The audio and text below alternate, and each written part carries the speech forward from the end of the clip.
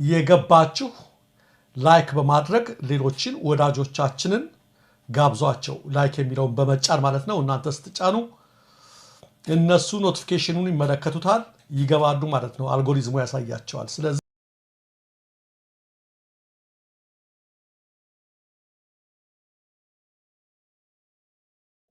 ኮሚሽኑ ጉዳይ ብዙ መረጃዎችን በእጅ ይገኛል ሌሎች የመረጃ ምንጮችም እንደዚሁ ሰሞኑ ሲዘግቡት የነበረ ጉዳይ ነው ይሄ ዝናብ ያበላሸው ሰርግ ብለን እየጠራ ነው ያለው የተዝረከረከው የምክክር ኮሚሽኑ ሂደት እንደቀጠለ ነው እንደው ለፈገግታ ከሆነ በሚል በአንድ ክሊፕ ይሄንን አጀንዳ ውይይቱን እንጀምራለን ይሄን ክሊፕ ሰሞኑን በፋና የተላለፈ ነው በብሔራዊ ቴሌቪዥንም ተላልፏል ልክ እንደ ትልቅ ግኝት እንደ ትልቅ ሰበር ዜና ሁሉ ተብሎ የቀረበበት ሁኔታ ነው ያለውና እስቲ እንስማቸው እኚህ ግለሰብ እውነት ለመናገር በዚህ ደረጃ መውረድን በዚህ ደረጃ ዝቅ ማለትን ለምን እንደመረጡት አላውቅም እስቲ እንስማቸው ዛሬ አንዲት ከቤንሻንጉል የመጣች ልጅ ህፃን ልጅ ወልዳልናለች ስሙም ኮሚሽን ተብሏል በጣም ደስ ብሎናል ስለዚህ በቀደም ምክክርን አገኘን ዛሬ ኮሚሽንን አገኘን ስለዚህ ቀስ ይያሉ ሁሉም ክልሎች አዲስ አበባ ላይ አንዳንድ ስጦታ እየሰጡን መሄዳቸው ማይቀር ነገር ነው በዚህ በ30 ቀንና ይሄንን ነገር መክፈቻውም ላይ ብየው ነበር ይሄ ደስ የሚያሰኝ ነው ከጋምቤላ የመጣች አንዲት ልጅ ወለደች ስሙን ምክክር ነው አለ በቀደም ደግሞ ከጋምቤላ የመጣች ማነው ከቤንሻንጉል ጉሙዝ የመጣች ኮሚሽን ብለናል ብሏል ቀጣይ እንግዲህ ወይ ከደቡብ ወይ ከአፋር ወይ ደግሞ ከአማራ ክልል ስትመጣ ብሔራዊ ሬዲዮ ነው ብሔራዊ ምክክር ኮሚሽን ስለሆነ ምናልባት የደቡባቱ ወለድና ደግሞ ብሔራዊ ትባላለች ከእንደገና ደግሞ ወይ ከየት ነው ከኦሮሚያ የመጣችሁ ደግሞ ምን ልትባል ነው ስሙ አለቀቆ ብሔራዊ ምክክር ኮሚሽን ለሶስት የሚሆን ያለው ከቀልዱ ባሻገር የብሔራዊ ምክክር ኮሚሽን የሚባለው የብሔራዊ መጃጃያ ለ30 ቀን ነው ብለዋል እንግዲህ 21 ቀን ለ3 ሳምንት የሚል ነበር እቅድ የነበራቸው ለ30 ቀን እንደዚህ እየተጃጃለ እየዘለቀ መሆኑን በግልጽ ማስቀመጥ ያስፈልጋል ጥር 8 ቀን ማነው ሐምሌ 8 ቀን 2018 ዓ.ም ጀምሮ ዛሬ እንግዲህ የቀጠለበት ሁኔታ አይተናልና አንድ ግን ማስተዋል ያለብን ነገር ምንድነው መሳይ ይሄ ብሔራዊ ምክክር ኮሚሽን አብዛኛው ኢትዮጵያዊ ያልተሳተፈበት ወደ 256 የሚደርሱ ቃለ ጉባኤ የሚመዘግቡ አድማጭ ተመልካቾቻችን ለብሪት የሚገባው ቃለ ጉባኤ ሊመዘግቡ የሚችሉ የብሔራዊ ምክክሩን ቃለ ጉባኤ የሚመዘግቡ ስልጣን አይወሰዱ በብሔራዊ ምክክር ሰዎች ወደ አዳራሹ ከመጡ በኋላ ቃለ ጉባኤ አያስፈልግም መያዝ አያስፈልግም ተብሎ ተመልሰዋል ወደ መጡበት አበላቸውን ተቀብለው ማለት ነውና አንደኛ ይሄ ብሔራዊ ምክክር የሚባለው ቃለ ጉባኤ እየተያዘለት አይደለም ቀድሞ ያለቀ ጉዳይ አለ በቃለ ጉባኤ ደረጃ የተያዘ ማለት ነው ያ ቃለ ጉባኤ ተብሎ የሚፈረምበት ሁኔታ አለ ይሄ ውሸት ነው ብሎ የሚመጣ ካለ መረጃዎቹ ተጨባጭ ስላሉ እንትን ማለት ይችላል ይሄን የደረሰን መረጃ እንግዲህ ሂደቱን ለመሰነድ ከተለያዩ ተቋማት የተውጣጡ 256 ሰልጣኝ ቃለ ጉባኤ ያዦች ባልታወቀ ምክንያት መደበኛ መስሪያ ቤታቸው ወደ ስራ እንዲመለሱ ጥሪ በማድረጋቸው የስራ ዋስትና ስጋት ደቀኖባቸዋል ኮሚሽኑ ከተቋማቱ ጋር ለመነጋገር ቀጠሮ ይዛን ነው እንዲመለሱ ማለት ነው ይሄን ያደረገ ያለው ማን ነው አብይ አህመድ ማለት ነው ምን እንዳይል ቃለ ጉባኤ እንዳይያዝ ትናንት ህገ መንግስቱ በሚረቀቅበት ጊዜ እነዛ ቃለ ጉባኤዎች ዛሬም ድረስ እየተመነዘሩ የዛ ትክክል አለመሆኑ ሲሞግት ያቃና አብይ አህመድ ስለዚህ አሁን ቃለ ጉባኤውን በማጥፋት ምክክር ኮሚሽኑን በራሱ ቅርጽ ለማስያዝ ከፍተኛ ጥረት እያደረገ ይገኛል በዚህ ሁሉ ጥንቅጥ ውስጥ ግን አንዳንድ እህቶች ሲወልዱ ምክክር ኮሚሽን እንትና እያለ ስም ያወጣ ነው ማለት ነው በዚህ ብሔራዊ ስላቅ ውስጥ ለሰዎች ስም ያወጣል ትናንት አብዮት የሚባል ሌሎች አብዮት አድርሶ አብይ አህመድ ስላፈረበት ነው አብይ አህመድ ያለው እነዚህ ልጆችም ነገ የስነ ልቦና ጫና ለማሳደር እንግዲህ ስነ አእምሮ ሐኪም ከሆነ ስነ አእምሮ ምሁር ከሆነ እንደዚህ አይነት ነገር እንደማይደረግ ያቀል ግን በብልጽግና ፍቅር ስላበደ ለብልጽግና ሲል እነዚህ ምንም የማያውቁ ህፃናትን ጭምር እየገበራቸው ይገኛል ማለት ነው ማን መስፍን እንግዲህ ፕሮፌሰር እያል ምንጠራውን ነገር ማቆም አለብን ብዬ አምናለሁ። ምክንያቱም ፕሮፌሰር ያስባለው ሙያውን ደግሞ በአግባቡ እየተገበረ አይደለም። አጭበርባሪ አብይ አህመድ እንዳለው እንደተናገረው በማምሻ እድሜው ኢትዮጵያን ለመቅበር ከማን ጋር እንደተፈራረመ የማይታወቅ ግለሰብ ነው። ይሄ ፕሮፌሰር መስፍን አርአያ የሚባል ግለሰብ ነው። እንደው ትልቁ ነው የማያፍር አጭበርባሪ ማን ነው ቢባል አሁን ላይ በተጨባጭ ሁሉም ሰው ተስማምቶ መስፍን አርአያ የሚል ይመስለኛል። በነገራችን አለቅላቂ ማን ይመስላል የሚባል መስፍን አርአያ፣ ገባሪ ማን ይመስላል መስፍን አርአያ። ይህን ሳናፍር ነው የምናገረው። ምክንያቱም እሱ ሳያፍር በኢትዮጵያ ላይ እየቀለደ ነው። ብሔራዊ ምክክር እያለ እያጨረበረ ነው በተሰነደ ነገሮች ላይ ማለት ነው። ሌላኛው ጥሩ ነገር አንስታል።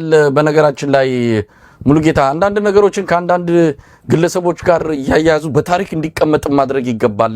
ኢያጎን በሼክስፒር ድርሰት ላይ የምናያቸው አሉታዊ ገጸ ባህሪያት ጋር እንደምንጠቅሰው ሁሉ መስፍን አርአያ የሚባለው በኢትዮጵያ ታሪክ ውስጥ ከእንደዚህ ከአደርባይነት ጋር ስሙ ተጣብቆ እንደ ምሳሌ እየተነሳ ለወደፊት ማስተማሪያ መሆን ያለበት ግለሰብ ነው። በመስፍን አርአያ ይብቃ፣ አደርባይነት በመስፍን አርአያ ይብቃ። ትውልድ መማር ያለበት ግለሰብ ነው። ቄስ ሞገሴ እንዳንሰጠው እንትና ቀድሞታል ብለን ነው። መቼም ኢትዮጵያ ውስጥ ብዙ ቄስ ሞገሴዎች ናቸው ያሉት መሳይ አዳዲስ ማለት ነው። እንግዲህ በአብይ አህመድ ቋንቋ በማምሻቸው እድሜዎች ለቄስ ሞገሴነት የሚሽቀዳደሙ በርካቶች ናቸው። እኔ ወጣቶች ተጠይፈው በስደት መሳሪያ አንስተው በነፍጥ እየታገሉ እንደዚህ አይነት መሰል ግለሰቦች ደግሞ ምን እንደሚያጓጓቸው ግራ ነው የሚገባው። የእውነት ግራ ነው የሚገባውና ከምን አይነት ዲኤንኤ እንደተሰሩ ቅድም በግልጽ አስቀምጠነዋል። አብይ አህመድ አብዮት የሚለውን ስሙን ያሰረዘበት ዋነኛ ምክንያት ከአብዮት ጋር ምንም አይነት ግንኙነት እንዲኖረው ስላልፈለገ። ስለዚህ በእነዚህ ልጆች ላይም እንደዚህ አይነት መሰል ነገ ኮሚሽን ምክክር ያለ ህፃናት የሚቀልዱበት ነው። እውነት ነው እየፈጠረ ብሔራዊ ውርደት ነው። በነገራችን ላይ ብሔራዊ ምክክር አይደለም፣ ብሔራዊ ውርደት ነው። በኢትዮጵያ የቅርብ ጊዜ ታሪክ ውስጥ ትልቅ ጠባሳ ያሳረፈ ቅስም ሰባሪ የሆነ ሂደት ነው አዲስ አበባ ላይ ብሔራዊ ምክክር እያሉ እያደረጉ ያሉት። ኢትዮጵያን ለሚረከብ ለእንደነዚህ አሁን ለተወለዱት ሁለት ህፃናት ምክክርና ኮሚሽን የሚል ስም ሰጥተም ከዚህ አሳፋሪ ታሪክ ጋር የነሱም ህይወት ወደፊት እንዲታወስ ማድረግ በእነዚህ ልጆች ላይ ጭምር ከፍተኛ የሆነ የስነ ልቦና ችግር ነው የሚፈጥረው። ልጆቻቸው እድል ጣፋንታ ላይ ወደፊት ስነ ልቦናቸው ላይ አደጋ ሊፈጥር የሚችል እንዲህ ምክክር ኮሚሽን ለጊዜው የቴሌቪዥን መድረክ አግኝተው ሊሆን ይችላል፣ ወይም አበል ጨምሮላቸው ሊሆን ይችላል። በልጆቻቸው ህይወት ላይ ግን ትልቅ የስነ ልቦና ጠባሳ ነው እያሳረፉ ያሉት። ልክ ነው። ይሄን ነገር በአግባቡ በተለይ ቤተሰቦቹ እንደተመለሱ አበላቸውን ይዘው እንደሄዱ ስማቸው ቢቀየሩ ብላቸው ጥሩ ነው ብለን እናምናለን። ወደ ክልላቸው ሲመለሱ አዲስ አበባ ላይ ይሄን ማድረግ የማይችሉበት እድል ይፈጠራል። አዳነች አቤቤ ገንፎ ይዘሽ ምናምን እያለ የሚያወራ ግለሰብ ባለበት እንደዚህ አይነት እንደው አንዳንድ ጊዜ ስናነሳውም እኮ ይቀፋል። እዛ 4000 የኢትዮጵያን ጉዳይ ሊመክር ነው ኢትዮጵያን ያሻግር ነው ብለው የቃቃ ጨዋታ እያደረጉ ከዛ በተጨማሪ ደግሞ ስለ ገንፎና ስለ ጉዳይ የሚደሰኩር የብሔራዊ ምክክር ኮሚሽነር የሚባል ስብስብ ያለበት ነውና የቃቃ ጨዋታው ግን ቀጥሏል። አድማጭ ተመልካቾቻችን እኛ ብሔራዊ ምክክር ኮሚሽኑን እንደ መረጃ ነው እየሰጠን ያለነው። አጠቃላይ ቃቃ ጨዋታ እንደሆነ ይሄ ምክክር ሳይሆን ብሔራዊ ውርደት፣ ብሔራዊ ስላቅ በአስረስ አማራ ቋንቋ ደግሞ ኢትዮጵያ እያበደች ነው፣ የአብይ አህመድ ኢትዮጵያ እያበደች ነው የሚለውን ማሳየት ስለምንፈልግ ነው። የጊዜ ሰሌዳውን አራዝመውታል። አዳዲስ ውሳኔ መጥቷል። በ21 ቀን ነበር ተብሎ የነበረው ለ30 ቀን ተራዝሟል። እንግዲህ ባለፉት 3 ዓመታት እንጨርሳለን ብለው ኮሚሽን አቋቁመው ወደ 5 ዓመት እንዳራዘሙት ሁሉ ከ21 ቀን ደግሞ አሁን ወደ 30 ቀን አራዝመውታል። ያለ እቅድ ነው የሚጓዙት፣ በዘፈቀደ ነው የሚጓዙት እና ባለፉት 5 ዓመታት እንኳን ይህን ጉዳይ ሲመካከርና ሲሰራ በዚህን ጊዜ ጨርሳለሁ ብሎ በአግባቡ የተመጠነ ማስቀመጥ ነበረበት። ያን ግን ማድረግ አልቻለም። አሁንም በጥቃቅን ቡድኖች ተከፋፍሎ ለ3 ቀናት እንዲካሄድ ታቅዶ የነበረው ምክክር በአብዛኞቹ ቡድኖች ባለመጠናቀቁ ሂደቱ እንዲራዘም ተደርጎ መሳይ ትናንት ሐምሌ 16 ቀን 2018 ዓ.ም የርዕሰ ጉዳይ ተመካካሪ ቡድኖች ዝግ በሆኑ አዳራሾች በምሁራኑ ፓናል ኦፍ ኤክስፐርትስ በሚል አማካኝነት ገለጻ እንዲሰጥ ተደርጓል ማለት ነው። ይሄ ሌላኛው ማጭበርበሪያ መንገድ ነው። በዋነኝነት ግን ሰነዱ ደርሶናል። አድማጭ ተመልካቾቻችን አንዳንድ ነጥቦችን አንስተን መወያየት በጣም ወሳኝ ነው ብለን እናምናለን። በ8 አጀንዳ ከዛ በ80 ንዑስ አጀንዳ አይደል የተባለ የተከፋፈለውን ጉዳይ እንደዚሁ 80 ንዑስ አጀንዳ ደርሷል። በጣም አስቂኝ የሆኑ ሐሳቦች ተነስተዋል። አንደኛው ያዝናናኝና ያሳቀኝ አድማጭ ተመልካቾቻችንም እንዲያዩት 2.1 ላይ ከዛ 2.12 የሚል አለ። የኢትዮጵያ ተስማሚ የሆነ መንግስት ስርዓት የቱ ነው በሚል አህዳዊ ይሻላል ፌዴራላዊ ኮንፌዴራላዊ የሚል አንደኛው ንዑስ ቡድን ከ80ዎቹ ንዑስ ቡድን 50 ሰው የሚወያይበት ነው። ይሄን ውይይት አንደኛው ቡድን ያደርጋል መሳይ። በጣም ነው የሚያስቀው ነገራችን ላይ በጣም ነው የሚያሳዝነው። አህዳዊ ማዕከላዊ ስርዓት የተለያዩ ብሔረሰቦችና ክልላዊ ቡድኖችን መብትና ውክልና እንዴት ያረጋግጥ ምናምን የሚል 50 ሰው ይወያያል። ከነዚህ ውስጥ አንዱን ይመርጣል። እዚህ የተሰባሰበው ቡድን ለምሳሌ ኮንፌዴራላዊ መንግስት ይሻላል፣ የክልሎች ልልቅ ግንኙነት ወይም ደግሞ ኮንፌዴራላዊ መንግስት ይሻለናል፣ ፌዴራላዊ መንግስት ይሻለናል፣ አህዳዊ የሚለው መካከል አንደኛውን ሊመርጡ ይችላሉ። ከሚመርጡት መካከል ወይ አህዳዊ ሊሆን ይችላል፣ ወይ ኮንፌዴራላዊ ሊሆን ይችላል፣ ወይ ፌዴራላዊ ሊሆን ይችላል። ግን አንድ ቡድን ነው 50 ሰው ማለት ነው። 2.12 ላይ ሌላኛው 50 ቡድን ደግሞ በምን ጉዳይ ላይ ይወያያል? 50 ሰው ፌዴራላዊ ስርዓት ሀገሪቱ የምትከተለው ከሆነ የትኛው የፌዴራል ስርዓት አይነት ለኢትዮጵያ ተገቢ ነው የሚል ውይይት ያደርጋል።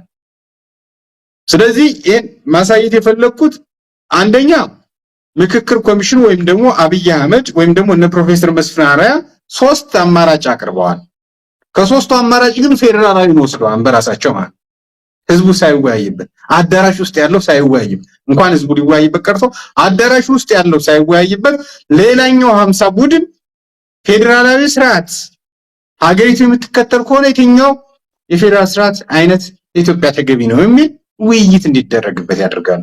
ይሄኛው ቡድን የሚወያየው 50 ቡድን ስንቅፈጅ ቡድን እዚህ ግባ አይባልም። ምክንያቱም ቀድሞ ጨርሰውታል። ምን ብለው ፌዴራላዊ ነው። ከዛ ይቀጥሉና አሁን ያለው የፌዴራል ስርዓት ምንም ማሻሻያ ሳይደረግበት ይቀጥል ምናምን የሚል ዝባዝንኪ ያወራሉ። ከዛ 2.13 ላይ ይመጡና የትኛው የመንግስት አስተዳደር ስርዓት ፎርም ኦፍ ገቨርንመንት ለኢትዮጵያ ይበልጥ ተስማሚ ነው የሚል አጀንዳ አንስተዋል። እዚህ ጋር የእነሱን አጀንዳ እየተጋራን አይደለም። ለአድማጭ ተመልካቾቻችን ከዚህ በፊት ስንናገራቸው የነበሩት መረጃዎች ከዚህ በፊት ስንናገራቸው የነበሩት በማስረጃ ደረጃ ስለመጡልና የነ ፕሮፌሰር መስፍን አርአያ ብሔራዊ ስላቅ አብይ አህመድን ፕሬዝዳንት ለማድረግ እየሰራ ነው። አብይ አህመድን ይሄን ኮሚሽን የመውጫ መንገድ አድርጎታል እያን ስንናገር እዚህ ላይ ስርዓት ጥቅሞችና ጉዳቶቹ ምንድናቸው? ፕሬዝዳንታዊ ስርዓት ጥቅሞችና ጉዳቶቹ ምንድናቸው? የሁለቱም ቅይጥ ስርዓት በፕሬዝዳንትና በጠቅላይ ሚኒስትሩ መካከል እንዴት ይከፋፈላል በሚል ያስረዋል ማለት ነው። ስለዚህ አብይ አህመድ ዋና ፕሬዝዳንት ይሆናል። ሌላ ለሱ ታዛዥ የሆነ ፑፔት ጠቅላይ ሚኒስትር በመሾም የኢትዮጵያ ንጉስ 7ኛው ንጉስ ለመሆን እየሰራ ነው። ለዚህም ደግሞ አመች እንዲሆነው ቅድም ከላይ አህዳዊ፣ ኮንፌዴራላዊ፣ ፌዴራላዊ የሚል መወያያ አጀንዳ ለ50 ሰው ሰጥቶ በዚህኛው በኩል ደግሞ ሌላ አጀንዳ በማምጣት ሐሳቦችን እያንሸራሸረው። ለዛም ነው አብይ አህመድ ይህን ብሔራዊ ምክክር ኮሚሽን ተብዬ ለራሱ እንደ መውጫ መንገድ እንደ መዳኛ መንገድ እያደረገው ይገኛል በሚል እያየን ያለ ነው፣ እየተናገረን ያለ ነው። ሰነዱ ዝርዝር መረጃ ነው፣ ዝርዝር ሰነድ ነው ይመጣልን። እዚህ ጋር በምታዩት መልኩ አብይ አህመድ እዚህ ጋር እንግዲህ ያው አህዳዊ ፌዴራላዊ ምናምን በሚል የመንግስት አደረጃጀት ምናምን በሚል በንዑስ አጀንዳ ነው በ80 ቡድን ተከፍሎ ነው እየተወያዩ የሚገኙበት። በርካታ ነው፣ በጣም የሚያስቁ አሳዛኝ ነገሮች ናቸው የተነሱ ያሉት። ሌላኛውና በጣም አሳሳቢው የአዲስ አበባን ጉዳይ በተመለከተ ያነሱበት ነው። የአዲስ አበባን ጉዳይ በተመለከተ ያነሱበት በተለይ አሁንም ልዩ ትኩረት መስጠት ካልተቻለ እና አብይ አህመድ እና ሽመልስ አብዲሳ አዲስ አበባ ሙሉ ለሙሉ በብሔራዊ ምክክርና ኮሚሽኑ ለኦሮሞ ክልል ተወስኗል ብለው ለመጠቅለል ከፍተኛ ስራ እየሰሩ እንዳሉ ከውስጥ የደረሱን መረጃዎች ያመላክታሉ። በሰነዱም ላይ የሚታየውና የሚያመላክተው ጉዳይ ይሄን ነው። እንግዲህ በተለይ በአጀንዳ ቁጥር 3 ላይ የፌደራል ከተሞች አዲስ አበባና ድሬዳዋ በሚል ነው የተቀመጠው። የአዲስ አበባ ህጋዊ አቋም ሌጋል ስታተስ በሚል የአዲስ አበባ አቋም ምን መሆን አለበት ብለው ከተነሱት ጉዳዮች መካከል ስቴት ገዝ ወይም ደግሞ ራስ ገዝ፣ የፌደራል አካል ራሷን የቻለች ክልል፣ የኦሮሚያ አካል ትሆን የሚል ነው። በዚህ ጉዳይ ላይ በነገራችን ላይ መሳይ እንዲወያዩና ወይም ደግሞ በርካቶች እንዲወያዩ የተደረገበት ጉዳይ አይደለም። የኦህዴድ ሰዎች በዋነኝነት እንዲወያዩበትና አብላጫ ድምጽ ያላቸው የኦህዴድ ኃይሎች በዚህ ጉዳይ ላይ እንዲወያዩ የማድረግ ስራ ነው እየተሰራ ያለው። በተለይ አዲስ አበባ ከኦሮሚያ ክልል ጋር ያለው ግንኙነት፣ አዲስ አበባ ከኦሮሚያ ክልል ጋር ያላት ግንኙነት ምን መምሰል አለበት፣ በአዲስ አበባ ላይ ስለሚኖረው ልዩ ጥቅም ምን ማለት ይቻላል የሚሉ ሀሳቦችን በማንሳት በተለይ እነ ሽመልስ አብዲሳ የኦሮሚያ አካል ትሁን የሚለውን ሀሳብ እየገፉ እንዳለ ተሰምቷል። ከዚህ በፊት ታስታውስ ከሆነ 2011 ወይም ደግሞ 12 አካባቢ ወይም ደግሞ 13 እንደዚህ ገደማ ይመስለኛል፣ እርግጠኛ አይደለሁም፣ ሸገር ሲቲን አዲስ አበባ ለሁለት የሰነጠቁበት ጊዜ እንደምናስታውሰው በርካታ የአዲስ አበባ አካልን ወደ ሸገር ሲቲ ማንና ማን ናቸው የወሰኑት? አዳነች አቤቤና ሽመልስ አብዲሳ ማለት ነው። አስታውሳለሁ በዛ እያለፍኩ ነበር ፒያሳና የሸገር ሲቲና የአዲስ አበባ ከተማ አስተዳደር ውይይት የኦሮሚያ ርዕሰ መስተዳደር ምናምን የሚልና የሸገር ሲቲ አስተዳደሩ እሱም ድራማ እንደው በደንብ ያው ለተመልካቾችም ግልጽ እንዲሆን ነው። በአዲስ አበባ ጉዳይ ላይ ሽመልስ አብዲሳ፣ አዳነች አቤቤ ሁለቱ ፊርማ ተፈራረሙ። ሁለቱም ኦህዴድ ብልጽግና ናቸው። የነሱን ስምምነት ደግሞ መጨረሻ ላይ ጠረጴዛው ላይ የሚመጣው አብይ አህመድ ነው። እሱም የኦህዴድ ብልጽግና መሪ ነው። ኦህዴዶች ናቸው። በግራ በቀኝም በፊት ለፊትም በኋላም በሁሉም ያሉት እነሱ ናቸው። አንድም ሶስትም ናቸው። አንደኛው ፍላሚንጎ፣ አንደኛው ሚኒሊክ ቤተመንግስት፣ አንደኛው ደግሞ አራዳ ይቀመጣሉ። ሶስት ናቸው። የሚያስቡት ግን የሚሰሩት ግን ለአንድ ዓላማ ነው እና አንድም ሶስትም ናቸው የተባለበት ሁኔታ አለ። ነገር ግን ደግሞ ተገናኝተው መከሩ ተወያዩ ሲባሉ ይሰማል። አያፉም መቼም የኢትዮጵያ ሕዝብን በጣም ስለሚንቁት በዛ ልክ እንቅስቃሴ ያደርጋሉ። ሌላኛው ከብሔራዊ ምክክሩ ጋር ተያይዞ በተለይ በአጀንዳ 4 የተያዘው የሃይማኖት ጉዳዮች ነው።